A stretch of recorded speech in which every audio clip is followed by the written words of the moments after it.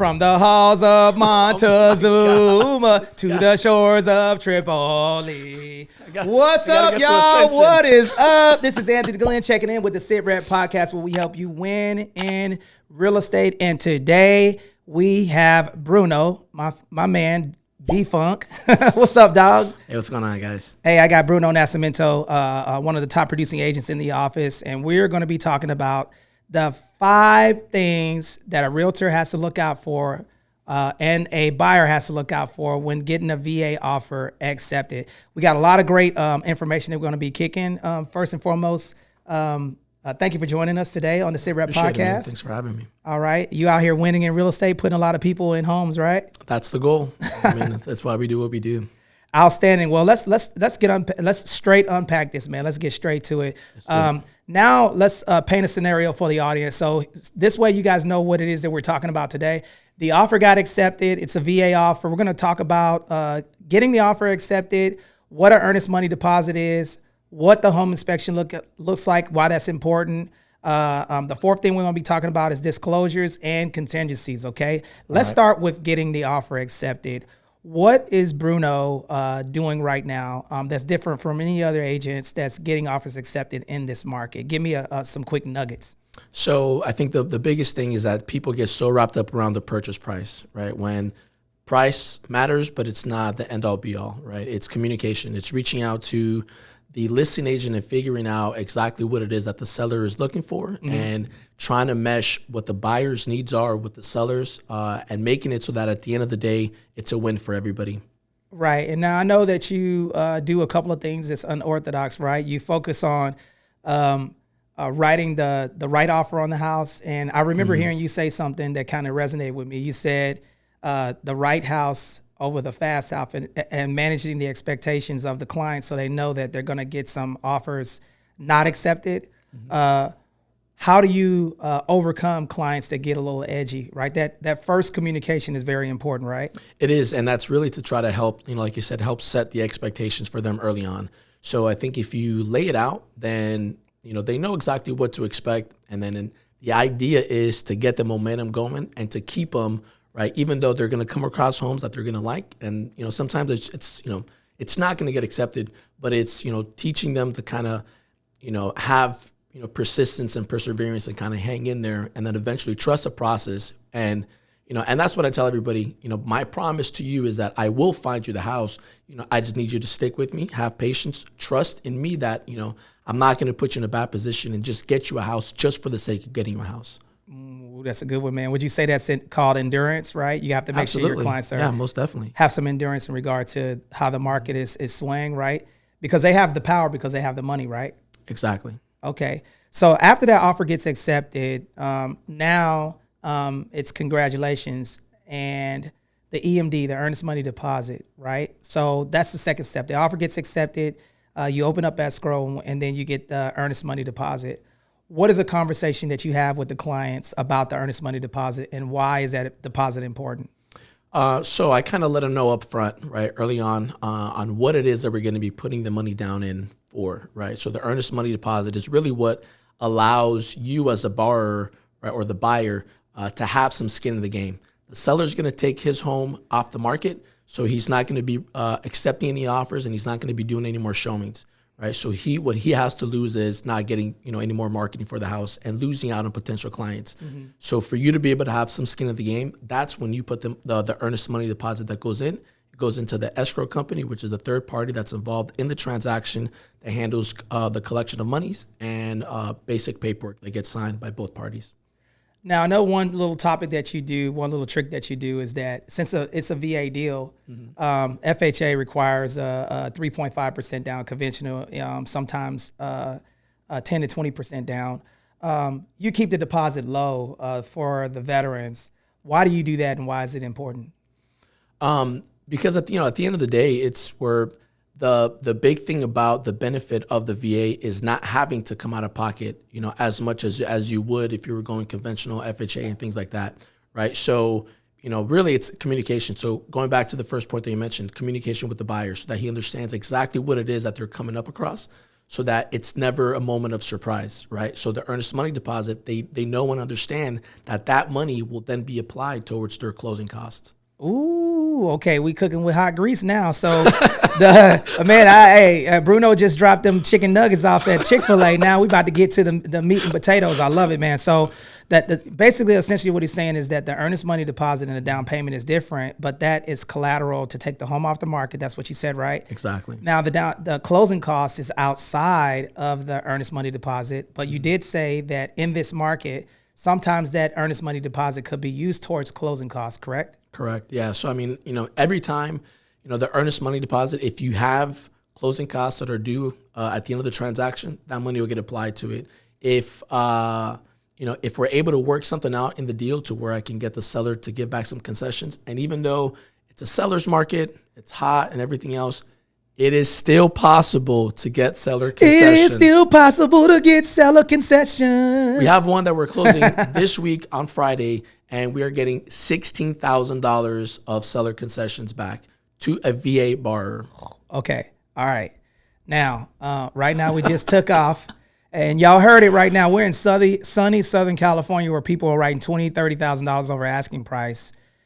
Now, if there's any closing costs left after paying the closing costs, that money could be used towards other things. What can that extra money, and why is that word concession important to put it in the VA offers? So it gives the lender a little bit of room for them to be able to help take that money and pay down some debt, and apply the money towards other things like lowering the interest rate or paying off some debt to put you in a better position. But ultimately, taking the money and let it be applied so that the veteran can benefit the most from it. Ooh, there it is right there. And guess what? The seller cannot keep the money in the event that you guys cancel escrow based off of something.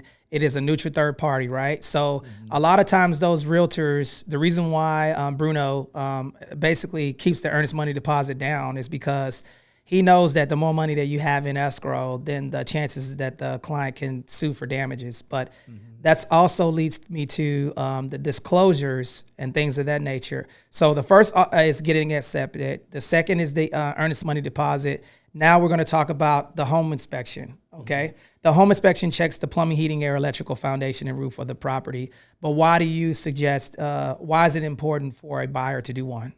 So it's incredibly important. It's so important that I'll even advise my buyers, right? I said, hey, if you're not wanting to do a home inspection, then I just may not be the right realtor for you, right? And really it's because I don't want to have my name associated with a house that, isn't going to meet, that buyer's standards. So, and the way that we do that is by having the home inspector come through.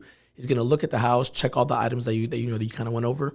And then essentially it gives the buyer an idea of what it is that they're getting. And it gives me, the realtor, the ability and the leverage for me to then go in and try to negotiate things so that I can get some more money towards a buyer for concessions or making certain repairs, and ultimately making sure that the buyer isn't going to be in a really bad position where they buy the home and then now they're having to come out of pocket all this extra money that they weren't planning on spending on a house.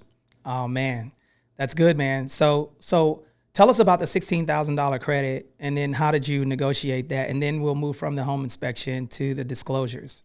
So the house had been on the market a little bit longer than the other houses in the neighborhood that have been getting an escrow. So I used that to leverage with, getting the house or getting the offer accepted.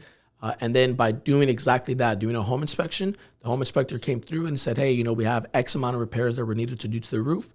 Then I went and I got a whole bunch of other roof inspectors to come in. And then I leveraged the different reports that I received from the different roof inspectors to then say, okay, hey, look, this guy gave me this quote, this guy gave me that quote, we'll settle for this, right?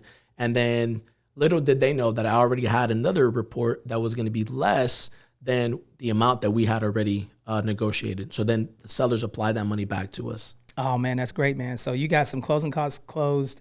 And then for those of you who don't understand, the VA is 100% financing, and it's better than the conventional and the FHA.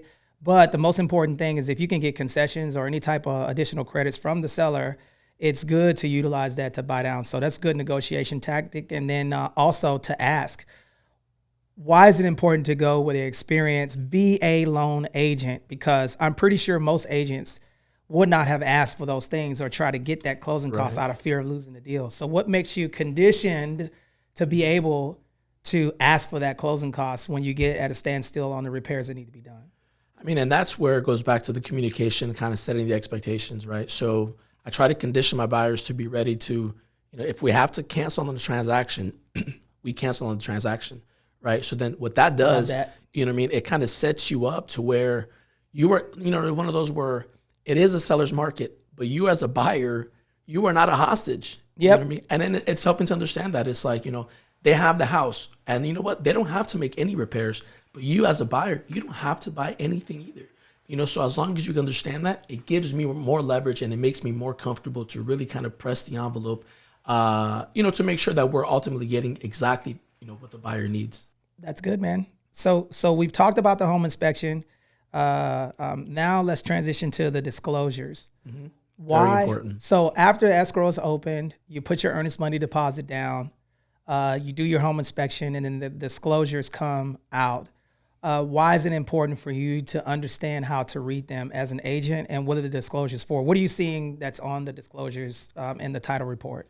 Okay, so the disclosure period, right? That's when the seller has to notify you of any materialistic fact of the home itself, right? Any repairs that have been made to the home, any issues, concerns, or things that they have, problems that the seller might have incurred while they lived in the house.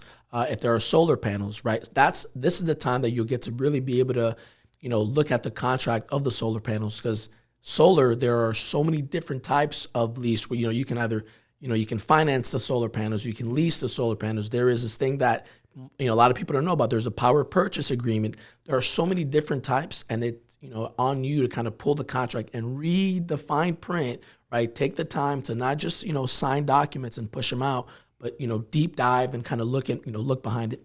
Water softening systems, anything that the house has, this is the time for you to be able to, make sure that, it coincides with the home inspection. So if you see something, on the disclosures, it kind of tees it up for you to, ask the home inspector to, potentially check on a specific repair that was made.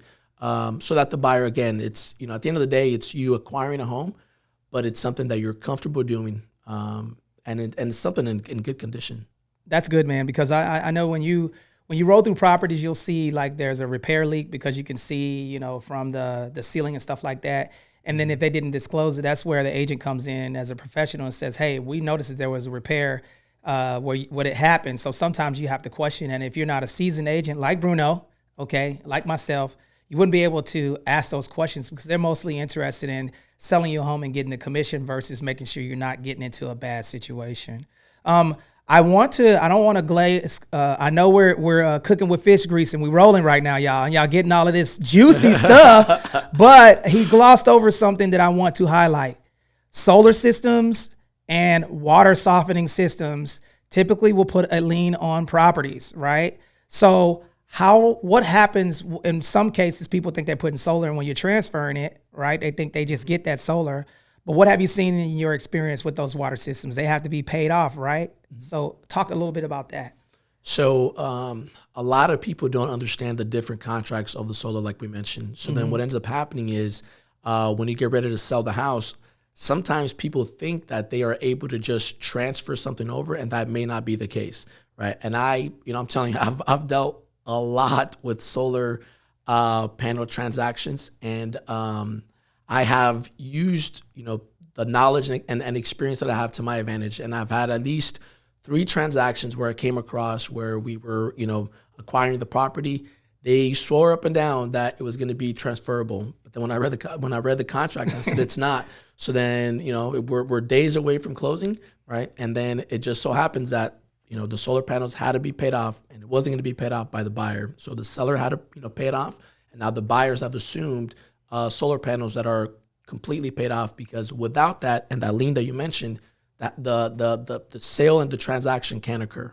Oh, so new buyers, make sure that you guys are looking at getting with a real estate professional that understands how to read the disclosures, because before you put a property on the market and stuff like that, you better make sure you're talking to that agent, because that agent might be saying, oh yeah, they'll be able to assume it, but then you're getting in a situation to where you're eating up your equitable position. And that's why it's essential to communicate with your realtor after you close on the property.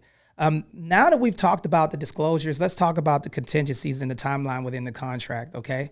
So, and then we also, the next podcast, we'll be talking to Carrie Ann Gooden about a really, really, really good loan professional, and she's also a veteran. But from the contingencies, why are the last and final chicken nugget, y'all, contingencies, why are they important within the contract? Okay, so I think the biggest thing is understanding what contingencies are and how they play a part, right? So, the three biggest contingencies that we have are broken down into, we have inspection investigation contingencies, we have the appraisal contingencies, right? And then we have the loan. The first one being the inspection and investigation contingencies. That is what allows you to potentially, if while you're doing, your due diligence and doing the home inspection that we mentioned, and you were reading the, seller disclosures and things like that, if there are anything that makes you uncomfortable, right, with the transaction, it's what allows you to be able to cancel the transaction, back out, and not, again, be held hostage to them trying to keep your earnest money deposit. The second one being the appraisal, right? So the appraisal contingency is what's going to be where ultimately the lender orders to ensure that the money that they are loaning you, that the collateral matches that amount, right? So you can only take a loan out for the amount that the home will appraise at, because that's ultimately the collateral, And then, the big myth that we have that I'll try to squash right here and now, right? VA appraisals, oh my God, so scary. Oh. And conventional appraisals, here's a surprise. There is no difference between, a VA appraisal and a conventional appraisal or a FHA appraisal. Appraisals are appraisals. Really, the only difference is the steps and the things that happen after the appraisal. Fun fact is that with the VA, we have leverage. So we have one extra step, right? That if the appraiser goes and deems that the house isn't worth the amount that we're under contract Come on now. He's going to go and reach out and say, hey, we're going into Tidewater, right? And then that's when he's going to go and say, okay, hey guys, I don't think that this is going to come in at value. Please provide to me any comparables or anything that you have to support the amount that you guys are under contract for. You submit it, he may agree, he may disagree, and then he'll issue a notice of value. The notice of value is issued, and then at that point, you can still submit for a reconsideration of value, right? Same as you could for a conventional, FHA, or any other type of loan, right? But the VA, the advantage is that we have the Tidewater that we can potentially have an effect or an influence for the appraisal even before, he issued the notice of value. And then the third one being the loan contingency. So you can only acquire the home and take a loan if you can get approved for the loan. The loan contingency is what allows you and gives you the time period for you to be able to work things out with your lender, submit the documentation and get everything going, so that if you don't qualify for the loan for whatever reason, let's say you lose your job, or let's say, life happens, right, and you can't qualify for the loan, then now you're not on the hook, you're not losing your earnest money deposit, and you guys are able to back out. Ooh, man. So I love that, man. The contingencies period, getting that timeline, and then the FHA VA mandatory clause is another one. But we'll talk about that with MMG with the next podcast. Man, this has been a really, really, really good podcast. Today we've talked about getting offers accepted. We talked about the earnest money deposit. We talked about the home inspections, disclosures, and the contingencies. And we also gave some chicken nuggets on the VA loan. There is no difference in the appraisal from a conventional FHA or VA appraiser, with the exception of them allowing them to do VA. Now, there are some steps to get the VA offer accepted. The VA appraiser accepted. And essentially what it is usually chipping paint, right? The VA picks on that, and termites. Most FHA and conventional people ask for that anyway. So the VA is one of those things like who wants to buy a house with termites? Yep. You know what I mean? Like, and that's the thing where, man, like it's. I'm telling you, I can't stress the fact of getting with people that understand how the process is, because there are so many myths, right? And it's one of those where the appraiser may call out on a few things that are wrong with the house. They are safety and health hazards. Yeah. So why would you assume and buy a property that has those health and safety hazards to begin with? But some people don't care. They just want to buy just to buy, and they care about getting you into a house instead of the right house. But it's not what we do. Right house over the fast house. Y'all heard that? Education over commission. Most people ain't like that. Last but not least, here's something that is off topic that he wasn't prepared for. Bruno is not just a real estate professional and a U.S. Marine, right? And he is also a real estate investor. Right now, you're doing the VA construction loan, or you're in the process of doing that, right? So I think that also brings a opportunity for him not just to be a free throw shooter. He can shoot threes also by being a real estate investor, and he can look from it from a purchaser's lens. Can you talk about that process in closing and tell us how can someone reach Bruno Nascimento? So give us a little bit about your project that you got going on, and then how that process is going, and then close by giving how we can reach Bruno Nascimento. Absolutely. So right now we're in the process of a project of constructing a home, right? Utilizing the VA one-time close. That's also another product that's out there that not too many people know about, but luckily we are going to go through the process, and then we're going to document and break everything down step by step with my man right there behind the lens, right? Yep. And then we're going to let everybody know what that process is and how it is that you can leverage the VA in other non-conventional ways instead of just, purchasing a home. If anybody needs to reach me, you guys can always find me on Facebook or Instagram at Making Homeowners. Let's freaking go. Today, you won in real estate by learning the 5 hot chicken nuggets on when an offer is accepted, 5 tips in regard to navigating through that first week of escrow after the offer gets accepted.